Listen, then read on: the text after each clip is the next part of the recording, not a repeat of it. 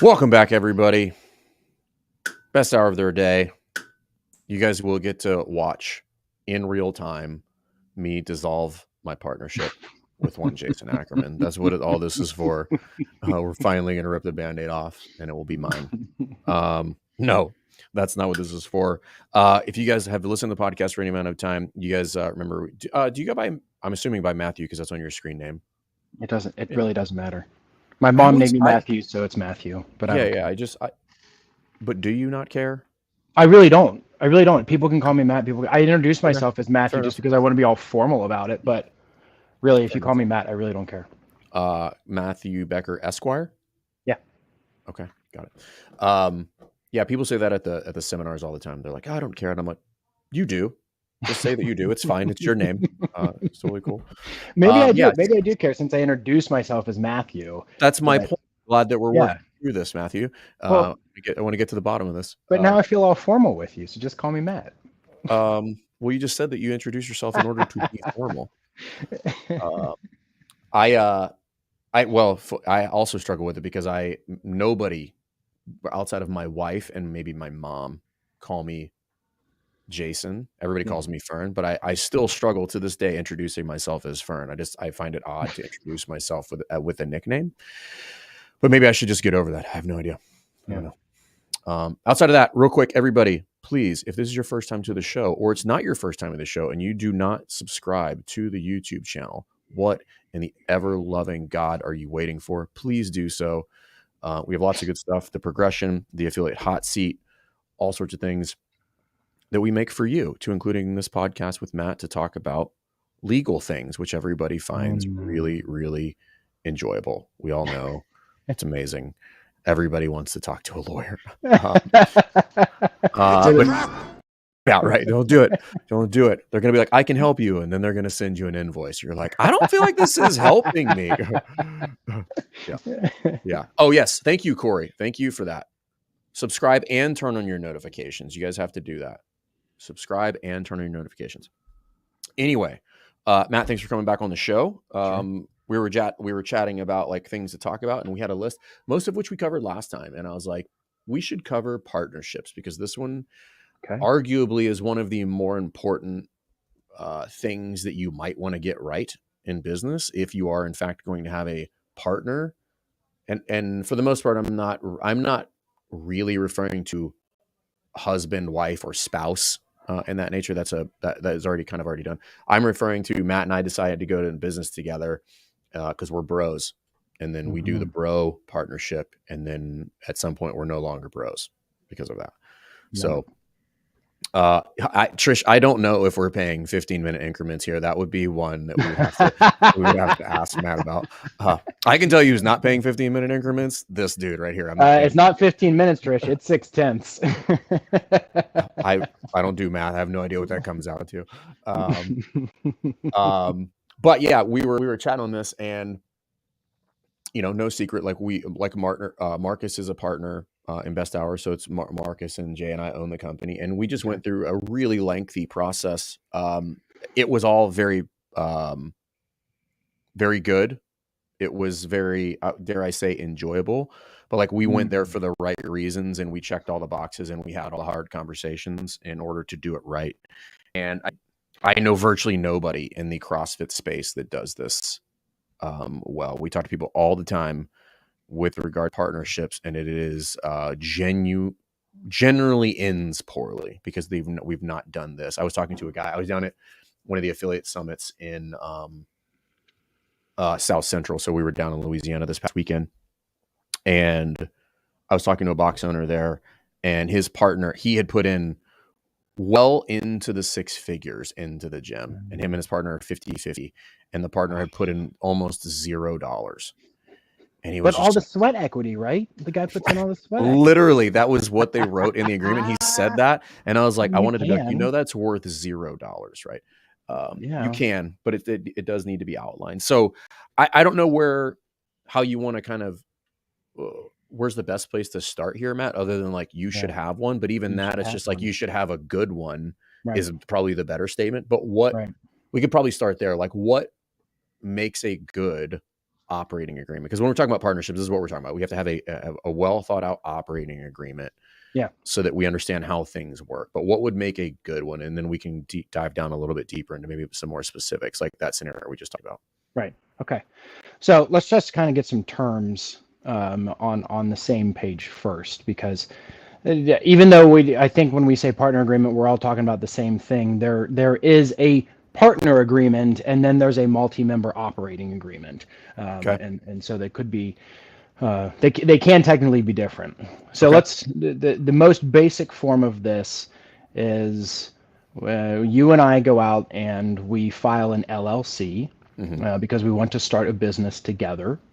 And when you file an LLC, the ruling document of an LLC is the operating agreement. You can have a sole member LLC, which is just me owning the business, or we can have a multi-member LLC, which can be anywhere from 2+ members to the LLC. I have a sole member operating agreement, or you have a multi-member operating agreement. It's all this. It's more or less the same thing. Usually, when people say partnership agreement, that's what they're talking about. But it's I will likely refer to it just as a formal multi-member operating agreement. So where do we start? Oh, well, let me cover one more thing. If you're going to do a corporation, you have bylaws. Okay, so that's the other side of that. Well, correct me if I'm wrong. I think the distinction that we'll take here, just for clarity for the purpose of this conversation, is the difference between tax entities and legal entities, because they're not always the same. Is that a fair distinction? That is, but the corporation doesn't necessarily mean a tax distinction. Well, what I guess what I'm referring to is, like, I could have a essentially a partnership. I forget. I have to go back and look at the checklist. But there's certain, like an LLC, for instance, is not a tax entity. It is a legal entity. Is not a tax entity, right? An S corp is a tax. That is a tax status. Yes, if you're referring to something as an S corp, you're referring to its tax status. Tax designation could be an LLC or a corporation. And then, correct me if I'm wrong here, I believe, I guess it depends on how you say, a partnership can be both. It can be both a tax entity and a legal entity. And an LLC. Yes. You could have a tax entity partnership. You could have a legal entity general partnership, and you could have a LLC partnership, multi-member partnership. Right. Okay. Yeah. Okay. So let's not get them too tripped up on now that I've gone down the rabbit hole of terms. Let's not get them too tripped up on all the terms. Well, I definitely don't want to trip people up, but what I do hope is this just at least causes some degree of pause when setting these things, because these are the questions that nobody. Well, these are the questions that nobody asks when doing that. Like, we'll just set up an LLC, but I'm like, if it's not set up correctly, this is a whole shitload of problems that you are gonna have to deal with down the road. So I do think it's important that, like, you should do some homework. Like, you should Google that stuff and figure out, like, okay, how am I setting this up? Because this goes into a whole host of problems with regard to depending on how your entity is set up, and feel free to chop me on any of this, Matthew. If I like a partnership versus a corporation, the way those are set up, by their very nature, will govern how you can operate, meaning like financially or operationally within the business. And this is stuff that most people don't know. So, for instance, in a corporation, if you and I are partners, we both have to do the exact same thing. Like, we have to settle up on the books by the end of the year, dollar for dollar. Partnership gives me a little bit more leeway to do that, whether it's a holding company or some other things in that nature. But most people don't have that set up, right? So these are the things that we're talking about. Right. So I don't want to go too far down that, but I do think it is worth noting in order to set the table for this. But like, I think what would be valuable here is a little bit kind of like one level below that, which is like the actual kind of, like, we call it the multi-member operating agreement. Is that what it was? Yep. Okay. Yep. Like that, like how, like what makes a good multi-member operating agreement? So let's start first by just saying we're going to talk generally in the terms of LLCs, because those Matt LLCs, is not giving you legal advice, everybody. Yeah, this is the public service announcement. Nothing I say can be handled as legal advice or taken There as you legal go. advice. You need to call your local attorney in order to make sure that you know what you're There you go. going for. Anyway, we're going to talk LLCs. Corporations are much more difficult, and we don't want to go down that. So the LLC is the cheapest, easiest way to do this. We're just going to go down LLCs. So the first thing you need to do is get somebody who knows what they're doing when it comes to filing the LLC, because in some states there are two different types of LLCs you can file. There are manager managed LLCs and there are member managed LLCs. So before we even get to the point of drafting the operating agreement, because this is going to dictate what kind of multi-member operating agreement we need, you first need to figure out whether you're going to be a member managed LLC or a manager managed LLC. So difference being, if you and I are in a partnership together and we designate it as a member managed LLC, LLCs have members. Sorry, it's my dog shaking in the background if you hear that. But if you have, so LLCs have members, you're a member manager LLC. That means that the members essentially have equal power, and that's loose because we'll talk more about that, but you essentially have equal power in running the LLC going forward. Everybody has decision-making powers. As opposed to a manager-managed LLC, where now the members have come together and nominated a manager, or three managers or two managers, and those people essentially make the decisions of the LLC. So that's sort of step number one, is figuring out what format of LLC you want. Right, and I think that's the one that people kind of skip or they don't understand. Yeah. So it's probably worthwhile like ironing out the most common scenario. You and I go into business together, and typically there's probably typically one of two most common scenarios. One is we're both part-time in the business. Yep. But even that is like not the real scenario. The more real scenario is like one of us is investing a significant amount of both time and money, and the other is not. Okay. The other scenario might be like you have the money person and then you have the operator. Right. And then that can get a little funky too in many instances too, because there was no delineation on like how the operator gets compensated. So I think it's worth discussing. So you go into business. Let's just make a scenario up. You and I go into business. I come to the table with all the cash. Yep. What would be the most responsible means of setting that up? The most responsible means is if you have all the cash, you get to control all of the decisions until I'm essentially coming through with that sweat equity, until we've come up with a way that I'm essentially going to earn my way into the LLC.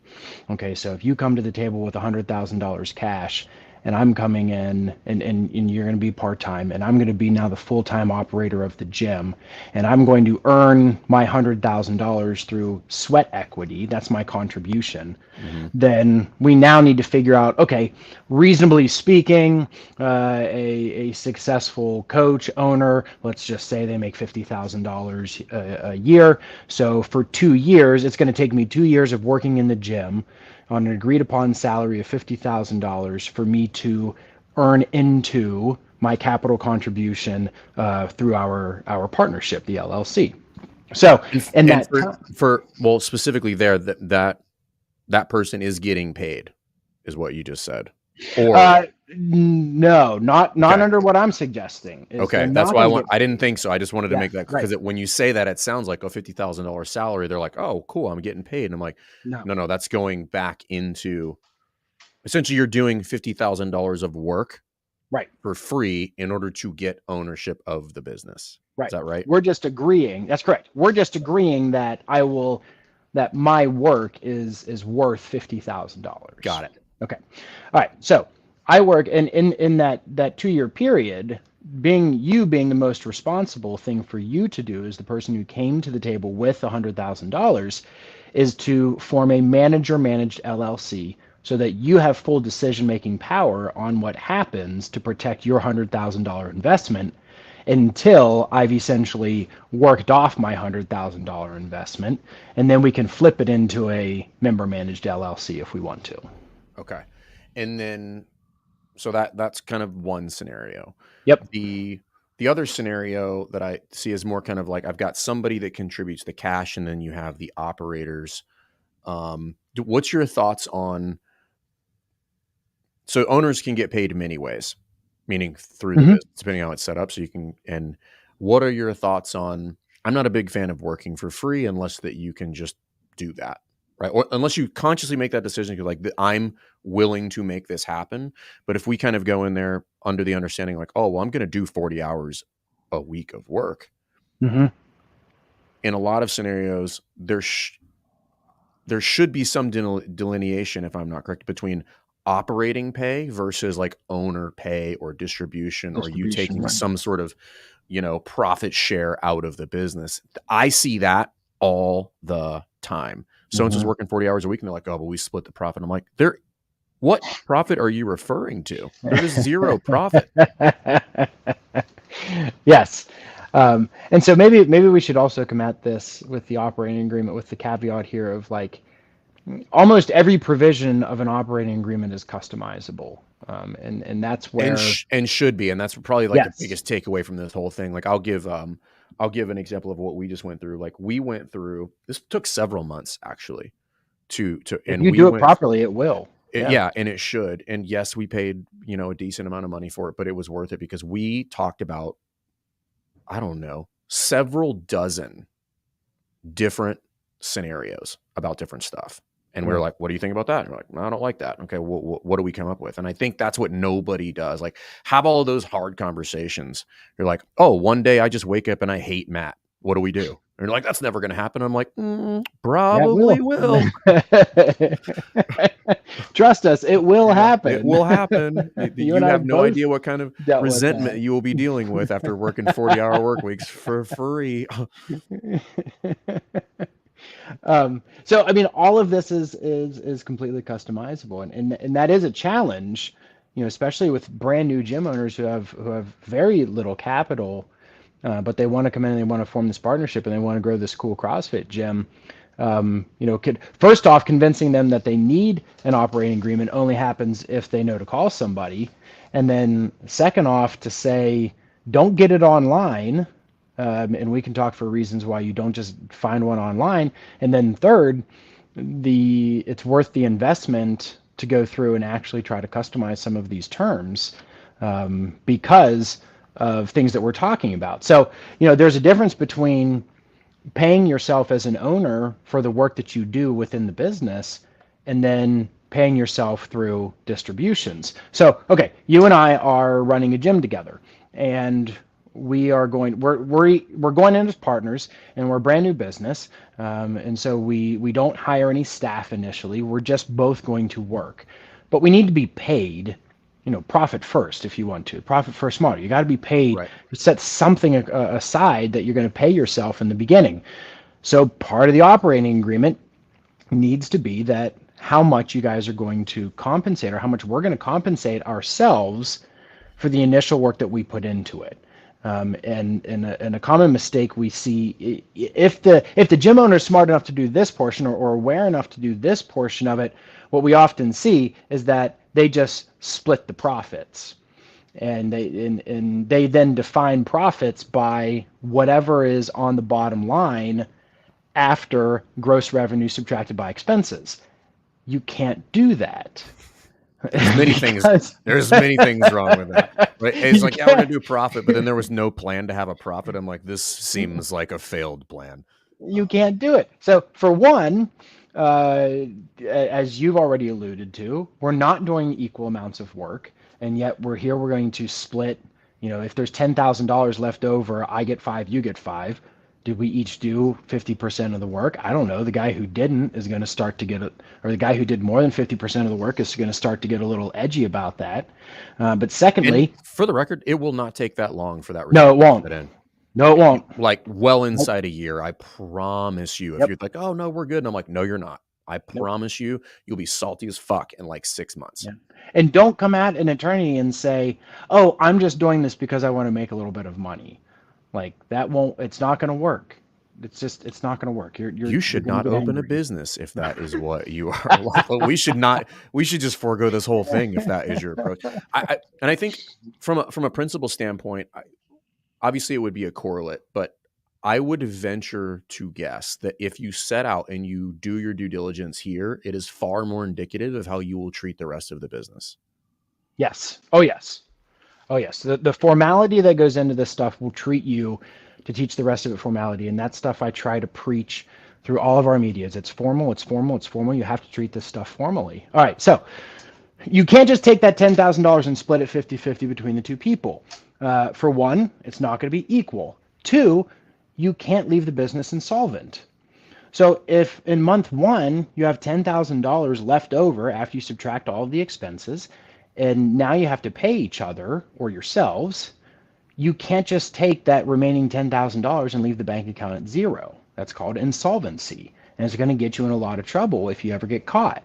Well, I mean, not getting caught. It's not like somebody's going to audit you, but if you get sued and the business can't cover its expenses, then now you're going to get in trouble. So first thing you have to do is you have to figure out what's your reasonable payment. How much are you guys going to pay each other, or how much are you going to pay yourself for the services that you're doing? And yeah, you can make it flat rates. You can make it based on hourly. You can treat yourself. I'm going to say this and I'm going to say it loosely. You can treat yourself as employees.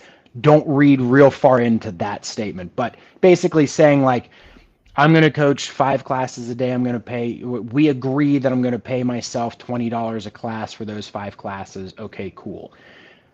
That's one way that we get paid for the hour that or the work that we're putting in. And we're going to agree to that in the operating agreement. And then let's say once a quarter, because we're not taking all of the money out of the bank account, we're going to continue to grow this little pot. And then once a quarter, we're going to look and we're going to say, okay, we have $10,000 of outstanding liabilities. So we're going to leave that in the bank account. And we have another $5,000 in profits that are just sitting there. Now you and I are going to take a distribution. And usually, if we're 50-50 owners, that distribution is done 50-50. So you get $2,500, I get $2,500. That's called a distribution. So that's, I guess, a practical way of explaining the different ways that partners can get paid, but you got to put it in writing. You can't just agree to it. Yeah, everything needs to be outlined. And for the record, these agreements, when the lawyer hands them to you, they will, if done properly, it will not be 5 pages long. Okay, Like it that. is. It is. If you were going to read it, it would take a very long sit down for you to go through and line by line look at everything to make sure that it is correct, and that is what you should be looking for. Yeah. If you're going to cover all of those things, that's why this is all the contingencies and the what if so and so dies, buy sell provisions, like all these things need to be in there, because like the reality is like one of them is going to happen. Like if you had 75 different contingencies in there, the reality is like at least one of them 100% will come to fruition. You want to make sure that you are prepared for that.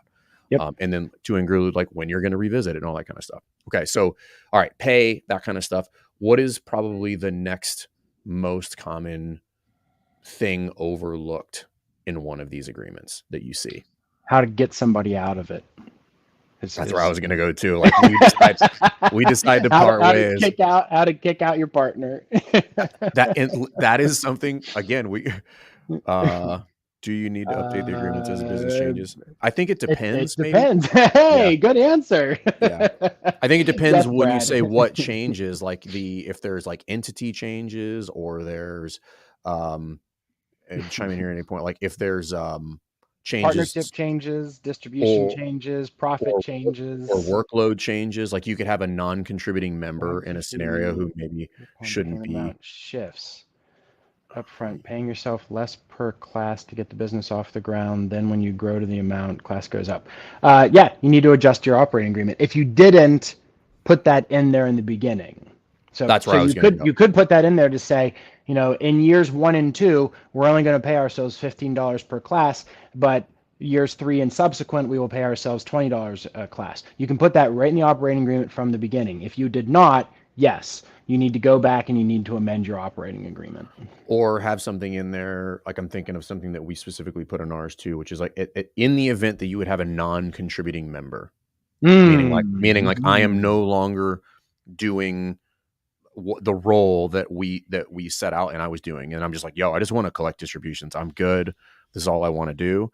Yep. That needs to be considered as well. Otherwise, you could have somebody sucking up huge portions of capital and not providing any sort of, um, I don't want to say value, but tangible value to the business. At which point, you kind of handcuffed Yeah. the business from a growth standpoint. Is another one. Yeah. So the biggest issues that we see there is somebody comes in or somebody calls and says, I've been doing all of the work for the last year, and my partner keeps getting paid 50% of whatever each quarter, each month, however they're doing it. And I don't want to continue to pay them because I'm doing all the work. How do I get them out of my partnership? And I say, do you have an operating agreement? And they say, what's What's an that? operating? So that's big issue number one. Big issue number two is they say, yeah, I have an operating agreement. We got it offline when we formed our partnership, or we got it from LegalZoom, or we got it from Rocket Lawyer, or one of those. And I say, great, send it to me. And inevitably, it says that the typical language here is that um, they may not be able to kick their partner out, but they can offer their partner money to leave. And that's always when they want to get somebody out, the That's a form good point. operating agreements, good, never never allow them to kick somebody out. All they can do is offer them money in an effort to buy out their interest. And inevitably, that value is going to be based on fair market value. And everybody in the beginning goes, oh, cool, whatever fair market value means, whatever. Meanwhile, fair market value means you go out and you have to pay money to have a neutral accountant or evaluator come in, figure out what your business is worth. Let's say it's worth $150,000. And then you want to buy out your 50% partner. Guess what? You got to come up with $75,000 Right. unless you can get that partner to agree to leave for less, which they're never going to agree to. Yeah, that was the other thing, is just like the kind of buy sell provisions in there. Like you can outline, and again, like Matt said earlier, you can outline every single scenario Mm-hmm. as specifically as you want in these agreements. So I think we had like three or four different agreements, and I think the first one was just like, we decide we want to part ways, and I can just offer you a number, and if you take it, we're good. No Yep. valuation, no nothing. Right. And the other ones were a little bit more, like if we can't agree to it, then it'll have to go to a third party for Mm-hmm. evaluation, and then we have to agree on that. But like we outlined all of them, and the first one was just like, hey, can we have a gentleman's agreement here that that you're good with this number? Yes, cool, done. We can save ourselves a ton of money Yeah. in that scenario. Um, yeah, so I think everybody forgets that one too, because eventually we're very likely all going to break up. Yeah. So you might as well plan for that um, when you It's work easier through when that. somebody wants to leave. I mean, it's still Right. it's not easier monetarily. It's still going to cost you, but it's in those boilerplate agreements. It's really hard to kick somebody out. It's much easier Right. to figure out when they leave. The other issue that you run into with those boilerplate agreements is oftentimes it says if one of the original members leaves, you have to dissolve the LLC. And Right. nobody ever nobody ever Right. understands. Well, the Basically, that means if a partner chooses to leave, you have to end the business. the other thing to consider here for everybody is you can set the rules for what would allow you to kick somebody else out. Hmm. Like you can just be like, "Yo, if you do this, I can literally kick you out." And then at which point when you start to have these conversations, everybody remembers those conversations, and what happens when you have those conversations and then we both ink the deal is people fucking behave themselves. Yep. Because they're just like, oh, I'm going to lose wildly if I do this because this was the exact thing that we outlined. Say somebody like you can put in there if they financial negligence, that can be one. We're like, hey, if you put the business in financial despair, like I can just kick you out.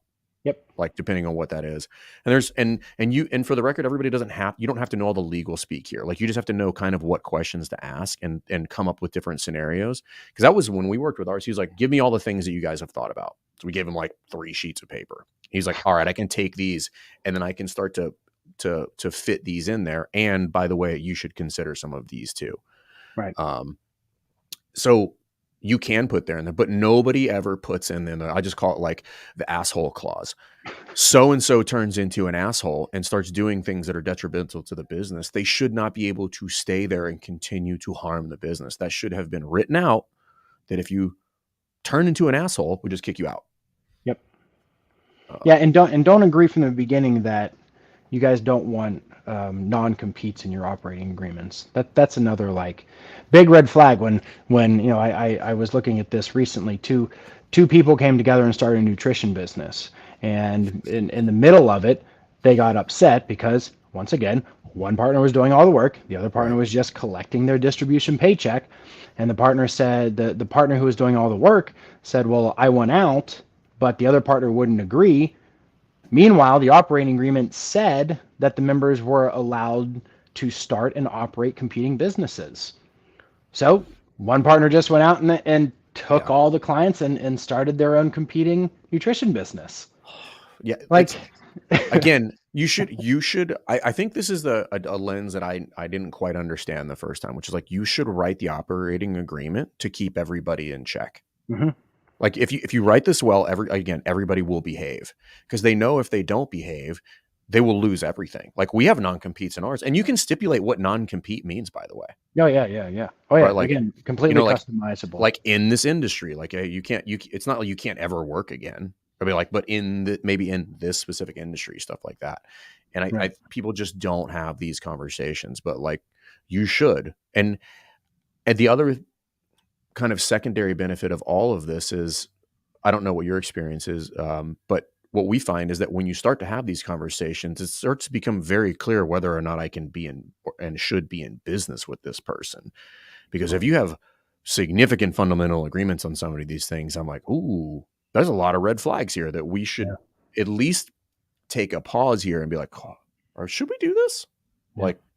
Like, we disagree on some pretty big. It's like marriage, right? You're married for all intents and purposes. Like, It is exactly like a marriage. If you can't have a conversation with your spouse about a prenup agreement, probably shouldn't be getting married. Maybe right, that's a judgment call on my part. I used to practice family law. Just saying, you shouldn't be getting married. If you can't talk to your partner about how much is it going to cost to kick a partner out, you probably don't want to be entering in with that partner because they're the ones who are going to sit back and collect that paycheck, and you can't get them out. You just yeah. you can't get them out of there.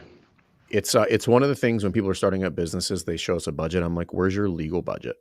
Hmm. They're like, what? And I'm like, you should probably set that up because like you're gonna have to pay. You're gonna pay for it one way or the other. And the part that nobody wants to acknowledge is like, yeah, we have to have some uncomfortable conversations. Yeah. However, the back end of this, if you're like, oh, it's cost a lot of money to have a lawyer, and then I know all lawyers say this, but it is true. It's as true as the day is long. It is significantly more expensive to litigate these on the back end when it's not clear, and then we're doing all this arbitration and like we have to go to court maybe on some of this, and I'm like, you think getting an agreement was expensive? Yeah. Well, You've not been sued or sued anybody, my friend. I'll use a kind of an off-topic but related topic to that is we're talking in some sense about buying and selling here. When a gym owner comes to me and says, "I just bought into a gym a year ago," and I go, "Great, did you do an asset or a stock purchase?" And they go, "What was that?" And I said, "Okay," and we run through the scenario, and they didn't paper it at all. They gave somebody $150,000 for the gym on a handshake. Now my attorney fee tinglers start going up because now they have to spend a whole lot more money papering this on the back end to move forward to legitimately show that they actually own the business that they're now trying to get me to draft other documents for, because I always say, well, when you make $1 million and that last owner comes back and wants their share of your $1 million profits, how are you going to prove that you don't know that to them? Well, If they there's would have another just hidden done it right in the beginning, it would have there been far cheaper. the other thing to consider there when buying into a business, um, or like it's just a question to be asked. That it depend. These are all obviously situationally dependent, but what are the tax implications of that? Yeah. Like, if any, like nobody ever asked that question. I'm Oh, like, hey, there Mike, are big tax implications too. yeah, I Yeah. was like, if you buy into that business, like nobody, they're like, you might be paying some serious taxes on that. Yeah. Right. Like you essentially just purchased an asset and they're just like, wait, what? I'm like, yeah, like, Call your yes. accountant. Yeah. You better talk to your accountant. And all of this, I think, is just to see a large mistake I made, put in an affiliate my name.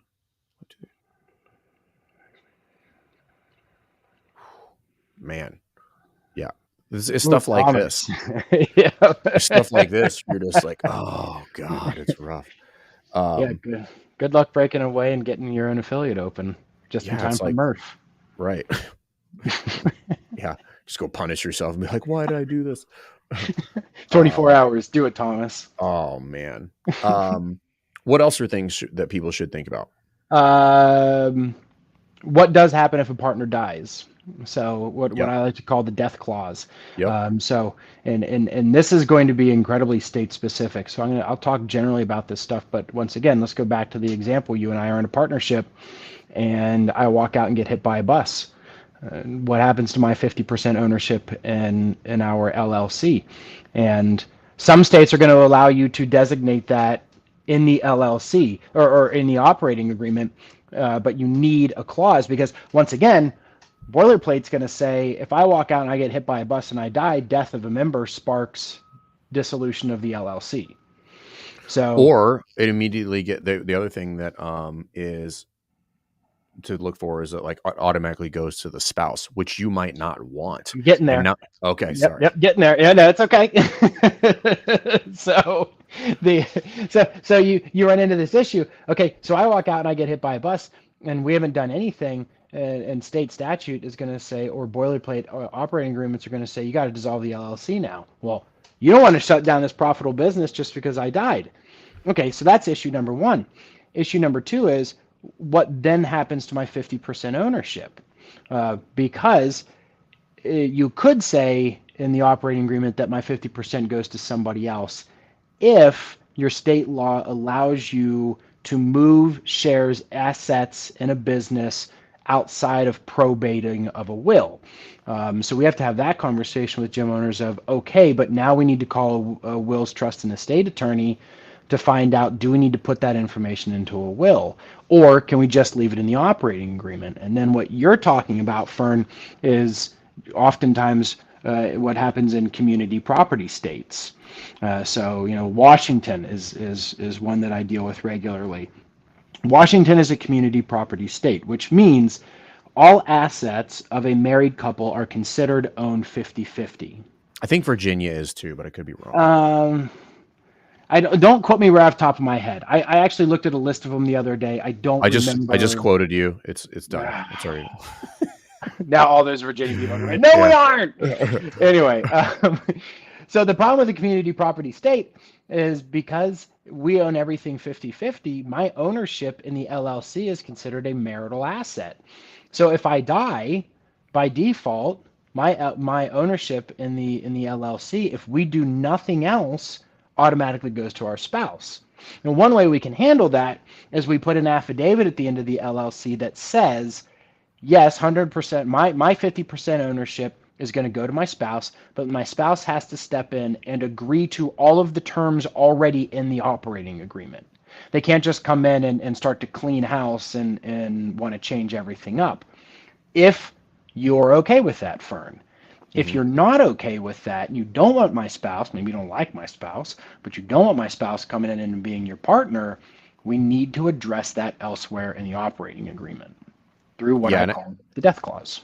right, and that's one of the ones where you'd say, "Hey, if you die, then the agreement says that your spouse might not get voting rights, but then we have to come like, what would we do to compensate your spouse for loss of income or whatever?" But these are all the things you talk about and be like, "Well, I definitely don't want this person who doesn't know anything about what we're doing coming in and just start swinging an axe. Be like, oh, Yep. I think we should do this," and now I'm deadlocked on anything that I was trying to do because they just fundamentally see it differently. Yep. And that also needs to be considered because like, oh, well, I'll just own the business if they die. And I'm like, no, no, no, you and their significant other will own the business. So do you want to be in business with their spouse? And if you don't, then you need to address that. And The the short spouse answer is you is probably don't. the spouse who is not a CrossFit. level one Correct. trainer who can't even if I was doing something right and now my spouse takes over, she can't even do anything. So now she's getting Right. 50% distribution without doing anything. What's Trish Right. here got? Would she have the power to change the LLC manager? Who would you name a Would you name a third third party? party? Well, you can. That's the Um, point of that's the point of the agreement. You can set this up however you want. Yeah, so generally speaking, Trish, what ends up happening is that spouse comes in and they may get voting rights. Usually, you can't change the LLC manager without full consent of all the other managers. Sometimes it might be unanimous, sometimes it might be majority. That's another thing we have to consider is what are we voting on? What are the voting rights? What needs to be done unanimously? What needs to be done by, pro rata majority share? You would not. Would you name a third party? If you mean would you name a third party as the manager, I mean, you certainly could do that if all the other members would agree to that. Oftentimes, managers don't have to be members of the LLC, but sometimes they do. The operating agreement could designate that the manager has to be a member of the LLC. But other times you could say that the spouse will get the 50%. Though he or she would inherit 50%, my 50% ownership, but without voting rights. They Right. just they just get the ownership right, but they don't get any voting right. They don't get any control. And then oftentimes what ends up happening is the LLC just turns around and ends up buying her out anyway. Right. But And that you goes can you back can to the buy sell agreement. Like, how would you do that? And then something else most people don't, is like, can you fund? How would you fund the buyout? you can designate that in the operating Right. agreement. But Yep. this is the stuff I want people to think about is like, oh, if that Right. happens, right? So like, let's walk down worst case scenario. Let's say the gym's crushing, right? Mm-hmm. It's worth $1 million. Mm-hmm. Now I have to buy out my widow's this widow Yeah. Five hundred for thousand dollars. $500,000, right? How I'm you gonna come up assuming with the that? guy died, but that was right. But like, how are Sure. you going to come up with that? And there's ways to mitigate that, right? Like you can cover it with insurance, like, and as long as you guys agree to like, yo, this is Yep. going to be in our agreement, that we say like, because I want to think of ways to make sure that we take care of the family in that scenario or my partner's family in that scenario while not putting the business in dire straits financially. Because if you do have to fork up, now I've added, not only am I like down on operating capacity because I've lost my partner, but now I've inherited, $500,000 in liability that I probably had to Mm-hmm. take a loan on out to give to my partner as a buyout. Now I'm just set myself up for failure in this scenario where you could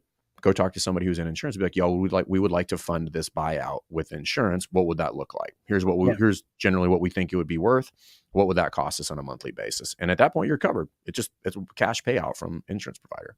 Yeah. Your LLC can take out insurance on the owners too, Yeah. which is something to consider, based on if you're willing to pay that premium, to get the LLC, and you would designate your ability to do that in the operating agreement, Yep. Well, depending you if can you dial that have up. You some can just the usage. premium doesn't have to be crazy. It just be like it's No. based on like what you want to pay out. Be like, hey, here's what this would be worth. It'll cost you $400, or it cost you $2,000 if it's worth Right. millions and millions of dollars. Like, but you would work that out with both the attorney writing the agreement and whoever you're going to get this insurance policy through. Yep. Let me see. Oh, this is a good one. Just on that same, everybody's basically planning the deaths of their partners right now with all these She questions. take her Trish, you're distributions going to be over on a time murder podcast. after turning Uh, over ownership. Um, yeah, I guess you could. Do you mean?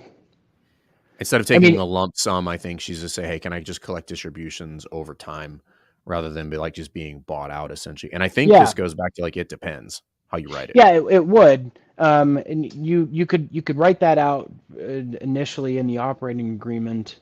Usually, if you're going to have some sort of buyout clause like that in the operating agreement, it's going to say, unless you have a set price of shares and it's going to go to the fair market value, and then whatever you end up having to pay for, you can either pay it in a lump sum or you can pay it over, like, I think it's the standard language is pay it out in equal installments per quarter over a course of 60 months, something like that. So, Okay. you pay out a portion every quarter for 5 years. And again, that's what the unbiased neutral document says. You're pretty much always free to come to a mutual agreement outside of that. Right. So, if the spouse wants his or her value in shares, but they'll agree to accept that through remaining distributions, then by all means, I think the spouse should see an attorney about that, though, because technically the spouse would have some right to that distribution without having to sell out their portion of ownership interest anyway. Right. So, Unless previously delineated in the operating agreement that it would work otherwise. Right. yeah, Okay. right. Okay. Now somebody's listening to this and they're just like, Oh, Jeff. son of Okay. a bitch. I wish I watched this before I entered my partnership with the CrossFit gym. Great content. Yeah. Thanks, Jeff. Call somebody, get your partnership on the phone, because you can do this at any time. You don't have to do this right in the beginning. No time like the present to go ahead and write these or rewrite these or try to get at least something in play that's going to be a good governing document. And I think the way to approach this, Jeff, would be, hey, we're all not covered here, right? So most of the times when you would approach this, typically it's just like, oh, I'm getting the short end of the stick here. But the reality is like everybody is typically getting the short end of the stick, depending on what scenario unfolds, right? So I think you just go back and you start from scratch. And now I would probably assume that retroactively, maybe not retroactively, trying to fix this is going to be a little bit more painful and a little bit more drawn out than it would have been otherwise, but it's still worth it, Jeff. Go back to the table and be like, yo, I think we should do this for the safety of everyone, our families, our future friendship. Like, what would ourselves 5 years now want to have in place? They'd want to have a better operating agreement. So can we just agree to do that now? And you can agree on who pays, on like how you pay for that and all that kind of stuff and reimbursement. Like, you can wrap all those things into that agreement if you want, Jeff. The challenge is I'm the minority partner and the majority partner keeps dragging his heels to rewrite it. Yeah. That. Do you have any recourse there? Probably not, unless it was delineated in the agreement. Well, I mean, they have an agreement, because I was going to say, I wasn't at the time. I wasn't sure what Jeff's situation was, but any agreement is better than no agreement. A customized written agreement for you is better than a standard agreement. So if you have no agreement in your partnership, at least try to get something, even the ones that we're bashing. But if you have an agreement, I'm just gonna have to say I got to look at the agreement to see if you can push that. Isn't there Or something in not. there about typically there is about renegotiation and how that is to be initiated? Am I wrong? It can be. It again. A lot of times it's just going to depend on what kind of form they found. Right. I've seen relatively good forms, and I had a partnership once. They sent me their operating agreement that was taken from a form company that basically had blanks with an explanation of what to fill in the blanks, and they never filled in the blanks. And I was just like, this isn't an operating agreement. Like, sure, it is one, but you never actually completed it. So, there are decent forms out there that you could get that may have language like that is going to allow you to come in but I can't answer the question without seeing the operating agreement. You got to see it. Yeah. What about this one? So you mentioned LLC could take out insurance on members. Does this mirror life insurance or something similar? What type of policy are you referring to? So the short answer to that, Candy, is yes. Yeah. Very similar. Just call an insurance carrier. Yeah, they're very familiar with how this works. Yeah, and they would love to sell you insurance. Just like Matt would love to write your operating agreement. I'd love for you to call me to do this. Yeah, exactly. Right. Have you been hit by a car? I'd love to take your kids. Let me go back up here. Thank you. Anything else, Matt, that like jumps to the top of your head with regard to the operating agreements? I know you didn't show up here unprepared, so I'm trying to throw you softballs here. No. Some other things. I mean, we've been tiptoeing around voter rights ever since we hopped on, and there's going to be a number of instances in which voting is going to pop up in an operating agreement. There are two primary ways of voting. There's the unanimous decision, and there is the majority decision. Now, when there's only two of you, then you might as well just have unanimous decision on everything. But Right. if you're going to, you have to have some kind of tiebreaker. And you have to designate in the operating agreement how you're going to have a tiebreaker. And it doesn't have to be anything formal. It could be something so simple as literally flipping a coin. I've written that in operating agreements before, that the tiebreaker between the 50-50 partners is a flip of the coin. I've written it in where the You should have a third tiebreaker. party present to verify how that's Yeah, played yeah, out. right. Well, yeah, or I've written it in there that if the partners can't agree, they're going to bring their head coach in, and the head coach gets to be the deciding vote. That you can write these things, these tie breaks, any way you want. But if let's talk for a second on more than two members. So you have more than two members, and they're not. Well, yeah, they could even be 33% through all three of them. But now it becomes really important on which agreements are unanimous versus which agreements are majority. And you have Which to consider agreements or that. Well, which sorry, things? Which sorry. things? Yeah, Okay. that's a fair correction.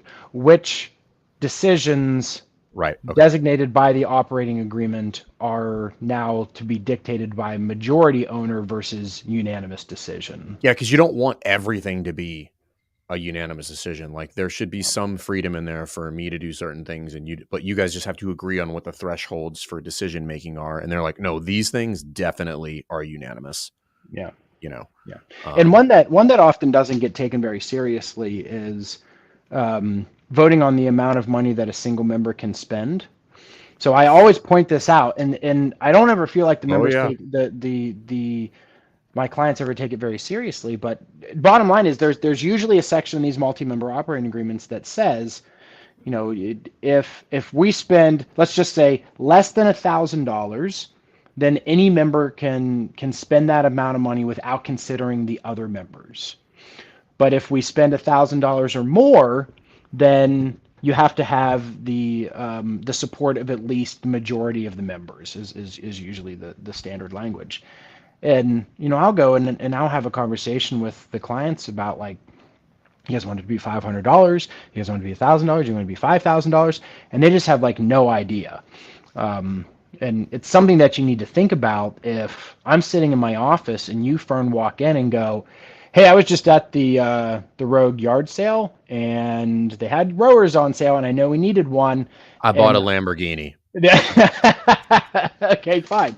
I financed it through the business. The payments are $3,500 a month, but Trying to I'm make this 50% of practical, firm. bro. Am I comfortable with you coming back and saying I just spent $850 at the Rogue yard sale on a rower without calling me first? Because those things go quickly, and you needed to hop on that before it got snatched up. But those are little. Anytime money is involved, it's going to cause an issue. So you got to consider these things seriously. Yeah, All right, what's Thomas got here? this is a great question. So, in a spending agreement like this, what is the recourse in a breach of contract operating agreement? Sue for ownership or damages. You would primarily you would sue your members for damages.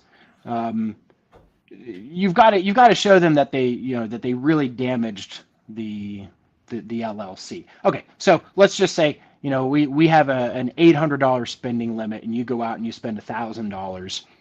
Okay, don't do it again. It is a problem. But am I going to sue you over that $200 to be put back into the LLC? That's up to you. That's up to you. Maybe on principle you do it because I want to slap you on the hand and tell you not to do it again. Now, alternatively, if we have $1,000 spending limit and Fern goes and buys a Lamborghini, you're darn right I'm going to sue him for violating the operating agreement, and I'm going to sue him for damages. You probably won't get ownership out of it, but he will have to put that money back into what's called the capital account of the LLC. So that's where I was going with that, because there's other scenarios. So let's just assume there is no well, in that scenario, so $200, you could write in the agreement and be like, hey, how does that get reimbursed? Like you would just walk through that. Does it get reimbursed where we dock your distribution so that it goes back to Yep. whatever is, but you can write all that in. The other thing to consider there with spending is how you spend, much of which will be dictated by the type of tax entity, right? So in an S corp, for instance, let's just say, Matt, let's just say in this scenario, so like my spouse is military, right? So I don't have to pay for insurance, but Matt needs to pay for insurance, like health insurance. Mm-hmm. Well, if he spends that money on, or the business pays for his health insurance, if that's the way we have it set up, I have to be reimbursed at an equal amount of the insurance that the business paid Matt. So how you set up your business entities will absolutely dictate who can take what and how much, because at the end, if we're 50-50 partners, that balance sheet has to be rectified on all expenditures, right? Even if I bought something, if I bought like a phone or something else, like my partner has to get equal benefit. Yep. In that scenario. So you can't just go spend willy-nilly. That will come back to bite you at the end. And most people don't know that. And this is where how you set up your entities, whether you have a holding company with, so for instance, like, what's your thoughts, Matt, on like, okay, so we create a holding company and then that's a partnership. And then we have each of our individual S corps own that holding company that allows us both to operate freely financially with inside our own S corp. Yeah, I don't have a problem with you guys doing that. There are going to be tax consequences that I'm going to kick you out to an accountant to understand. There's going to be liability consequences that we need to understand, because the more complex you get with holding companies and individual LLCs and individuals and everything else, is making sure, we talked very early in this conversation about this formality of all of this stuff. And the less formal you present it, the less formal that you treat it, if you ever get sued on it, the less likely a court is going to honor your protection of the limited liability company. It's called piercing the corporate veil. And so the more complex you make this stuff with holding companies and individual LLCs, and the holding company has to own over 50% of one of the sub LLCs in order to be a holding company and everything else, the more you have to follow the letter of the operating agreement and the formality of how you treat this stuff. And if you don't, then you're looking at some serious liability. You can't just hide yourself behind a bunch of LLCs working up the ladder to the holding company. Yeah, I So, guess I wasn't so much referring to like hiding, but just giving people more freedom. And this typically is like a little bit more relevant if there's more than two partners, mhm, where we're like, oh, we need to. But again, all of this stuff are the things that will come up. And if you're working with the right team, and I've got, an accountant or a tax advisor and an attorney, this is where they might, I don't want to say be at odds, but like, hey, we're going to set it up like this. I'm like, whoa, whoa, whoa, whoa, whoa. So that's going to be a problem for them for X and Y reasons. yeah, Now we have to think about what are the alternative solutions here for structuring this, and then we write the agreement down from there. yeah, and But it's all of those things again should be the litmus test for like, is this going to be a good partnership? yeah. If again, if you're going to have your LLC buying into another LLC, that's fine, but now you have to treat both LLCs formally. So you as a Correct. sole owner LLC need a sole owner operating agreement. And then you're buying into a new LLC. Now you need a new LLC operating agreement. And you can't just go to your accountant and ask whether or not you should do this stuff, because the tax implication answer is going to be different from the legal implication answer. Correct. Same thing, Correct. somebody comes to me and says, well, should I be an S Corp? And I'm going to say, I don't know. It Yeah, depends. I'm just concerned about you being an LLC. I don't care what your tax designation is. You're like, I'm not an accountant. And that person is potentially going to go, oh, well, my attorney said it doesn't matter what my tax designation is. It didn't really say that. You need to go talk to an accountant, because my concern from a tax, I don't care. Like, that's not my concern. My concern is merely that you have your LLC and that you're treating the LLC formally. Yeah. You need to go talk to somebody else. I may have to talk to your accountant, because the accountant may not understand the legal aspect of it, just as I may have to talk to the accountant because I may not understand the tax aspect of it.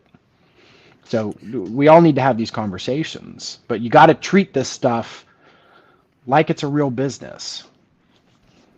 Yeah, it should just, if you, I found the best way to do this is approach this as if we are going to break up. So when we break up, what makes this an amicable breakup? Yep.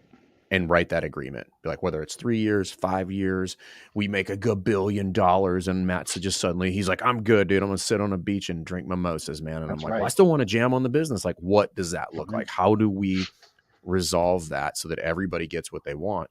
And again, if you have all these conversations, people tend to behave. Doesn't mean somebody won't lose their mind and do some crazy shit, but people tend to behave when you cross the T's and dot the I's on the front end because they are aware of what the ramifications of that are if they decide to go off the reservation and do some crazy shit. You have to set the So, expectations. yeah. I was telling somebody today, what we do, and this isn't a plug. This is just to follow this track. What we do at Gym Lawyers is not protect people once they're sued. We try to prevent people from being sued by helping them set the expectations, because the more expectations you have set and the more people understand what's going on before they go into the situation, the less likely you are to be sued. To use So an analogy, like this is the same thing, and we talked about a little bit, by doing this openly and transparently on the front end is no different than the way that we teach people to write agreements, right? If you write agreements for your members inside of the walls of your gym mhm, that are transparent and they are simple and they are mhm, logically built, you have significantly less problems on the back end when somebody cancels their membership because they knew what the rules were. they Right. signed So the instead of agreement. them like ghosting you and doing all this other shit, they're like, I don't want to do this. Right. They're like, hey, I know I owe a cancellation fee. Can you please just let me know what that is? And you're like, Yep. that was really pleasant. Right. I want you guys to think of it that way. Like you have to treat this the same way. The harder conversation we have on the front end, the easier their conversations will be on the back end. Yep.